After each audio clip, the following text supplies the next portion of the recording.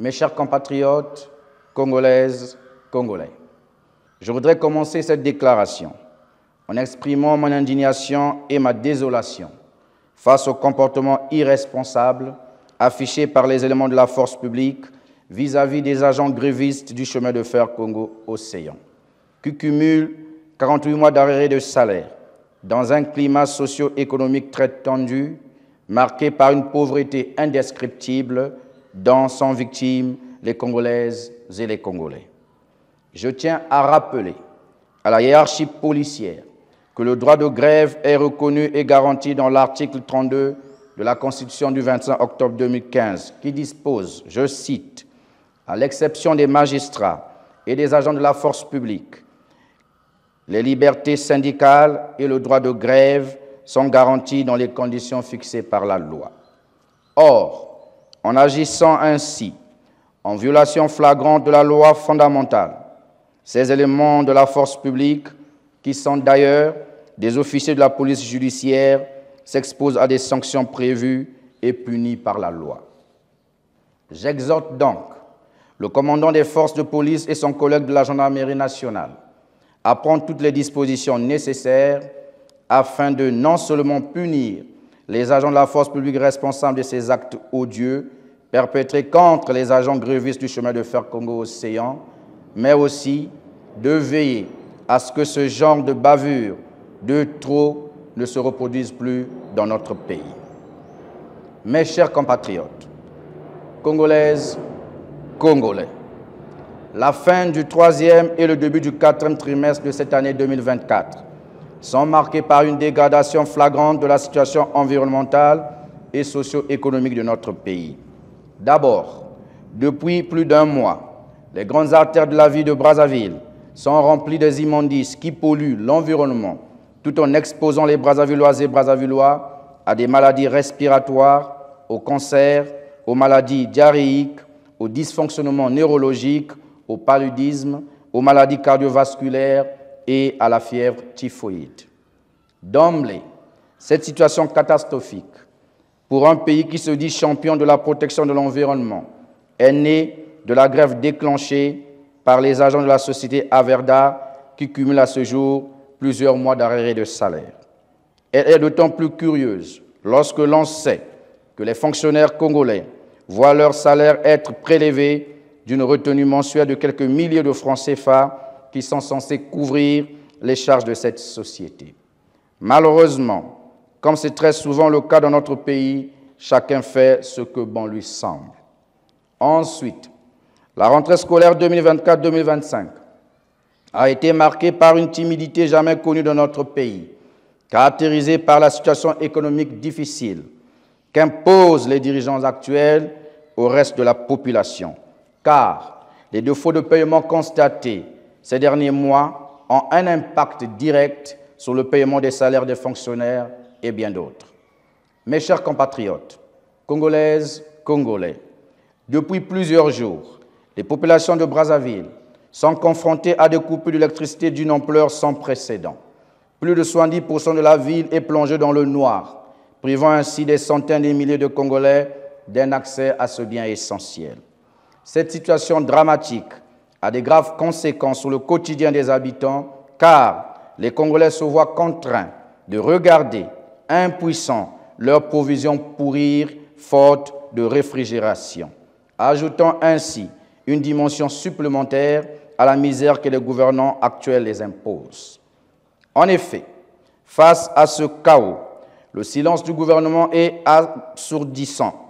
Comme à son habitude, le pouvoir en place se réfugie dans l'indifférence totale, laissant plus de 2 millions de nos concitoyens dans une situation de détresse absolue. Que dire de la situation actuelle de nos compatriotes qui vivent du secteur informel, à savoir les ateliers de soudure et de menuiserie, les secrétariats, les salons de coiffure, les chambres froides et des boucheries, les pressings, les moulins à foufou, les boulangeries, les ateliers de couture, les lavages automobiles, des stations pneumatiques, les pharmacies, la liste n'est pas exhaustive. La question que l'on se pose est la suivante. Comment vivent nos compatriotes qui exercent des métiers si contre? Ces milliers de familles sont ainsi privées du strict minimum qui peut leur permettre de vivre moyennement dans leur quotidien habituel. Je voudrais ici rendre un vibrant hommage à ces pères et mères de famille qui, malgré l'incapacité du régime actuel à résoudre l'épineuse question du chômage endémique dans toutes les couches de la société congolaise, ne se sont pas laissés abattre, ont plutôt choisi le secteur informel pour pouvoir subvenir aux besoins de leur famille. Nous leur témoignons notre solidarité et notre gratitude. Ce chaos énergétique engendre davantage l'absence d'eau potable, ce qui constitue une double peine pour les Brazzavilloises et les Brazzavillois. Mes chers compatriotes, Congolaises, Congolais, outre le secteur informel, il faut également ajouter la pénibilité de certains services publics à fonctionner dans les conditions requises. Or, ce que l'on peut constater, c'est que le boulevard énergétique, tant promis par l'actuel locataire du Palais du Peuple, se traduit par un échec cuisant de son gouvernement sous son regard impuissant. Lorsque l'on sait, à titre d'illustration, que le barrage hydroélectrique d'Imboulou, qui a coûté 170 milliards de francs CFA aux contribuables congolais, censé résoudre les problèmes de coupure intempestive d'électricité à Brazzaville, a accouché d'une souris. Le prétexte fallacieux évoqué par le directeur général d'énergie électrique du Congo, ECAREC, n'est qu'un moyen pour couvrir l'échec de la politique énergétique du régime actuel. Imputer ces actes de sabotage aux citoyens lambda qui, dans leur conscience et dans leur subconscient, savent que s'exposer à des lignes électriques de haute tension représente un danger mortel. Dire ainsi, c'est faire preuve d'une véritable démagogie. Le fait que le directeur général d'énergie électrique du Congo avoue avoir fait appel aux anciens salariés à la retraite témoigne d'une carence de management et d'un manque de politique de formation, d'un déficit en transfert de connaissances, en gros, d'un manque de sérieux dans la gestion de cette compagnie qui est en réalité une véritable coquille vide. Ayant hérité de toutes les installations de l'ancienne Société nationale d'électricité SNE, mais curieusement ayant moins d'initiative. Toutefois, la privatisation de l'ancienne Société nationale d'électricité en un simulacre de nouvelles compagnies par son nom est une véritable arnaque de la part des criminels économiques connus dans notre pays et qui sont d'ailleurs actionnaires dans la Société Énergie électrique du Congo. Mes chers compatriotes, Congolaises, Congolais, à cela, il faut ajouter la pénurie de carburant qui frappe de plein fouet la vie de Brazzaville et le reste du pays, privant même ceux qui ont des générateurs électriques d'en faire usage. Cette pénurie est la conséquence directe, d'une part, de l'incapacité de la Congolaise de raffinage à satisfaire les besoins nationaux en carburant et d'autre part, de la grève entamée par les agents du CFCO. Cette pénurie de carburant entraîne également l'augmentation des prix de transport, ce qui accentue davantage la souffrance du peuple congolais dans cette période déjà très difficile.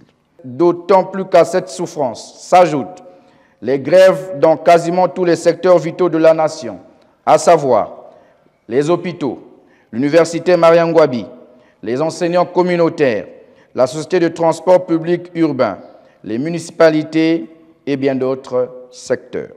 Au-delà de ces grèves, il faut ajouter la situation des retraités qui cumulent 39 mois d'arrêt de pension entre 2016 et 2021 et 3 mois de pension impayés entre avril 2024 et septembre 2024.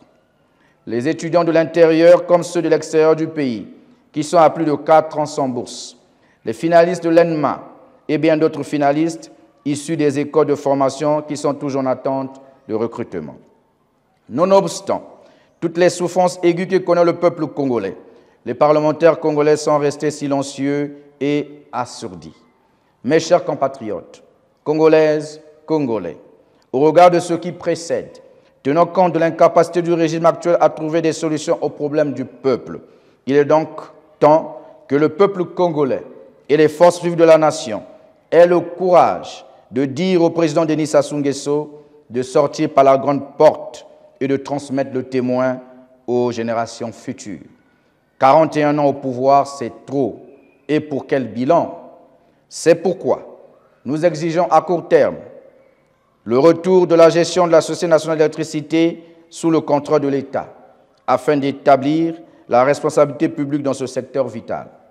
La libération de tous les prisonniers politiques, dont le général Jean-Marie Michel Mokoko et André Okombi Salissa.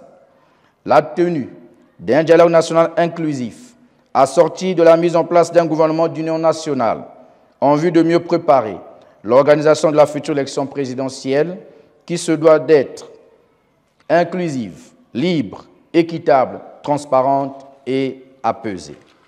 Vive la transition politique et démocratique, vive l'éveil des consciences collectives en République du Congo, vive la liberté d'expression en République du Congo, vive le respect des droits fondamentaux du peuple congolais, vive l'unité du peuple congolais.